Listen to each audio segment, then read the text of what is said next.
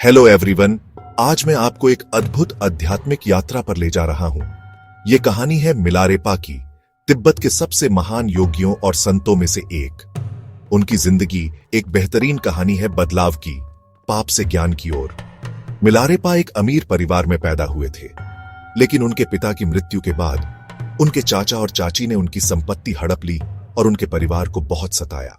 बदला लेने की चाहत से भरी मिलारेपा की मां ने उन्हें अपने दुश्मनों को खत्म करने के लिए काला जादू सीखने के लिए कहा। तो मिलारेपा ने खुद को काले जादू में डुबो दिया और अपने चाचा चाची और उनके पूरे गांव पर कहर बरपाया। लेकिन इस विनाश ने उन्हें बहुत पछतावा दिलाया। उन्हें एहसास हुआ कि उन्होंने बहुत बड़ा पाप किया है और उन्हें मोक्ष की तलाश करनी चाहिए। शांति की तलाश में मिलारेपा ने एक गुरु की खोज की और उन्हें महान तिब्बती गुरु मारपा लोत्सवा मिले। मारपा ने मिलारेपा के संकल्प की परीक्षा ली और उन्हें सालों तक कठिन परिश्रम करवाया। उन्होंने मिलारेपा से बार बार घर बनवाए और फिर उन्हें तुड़वा दिए। ये मिलारेपा की उनके पिछले कर्मों के लिए तपस्या थी। उनकी दृढ़ता और समर्पण को देखते हुए मारपा ने आखिरकार मिलारेपा को दीक्षा दी और उन्हें ध्यान के मार्ग पर चलने का रास्ता दिखाया। मिलारेपा हिमालय की गुफाओं में चले गए और कठोर तपस्या शुरू कर दी।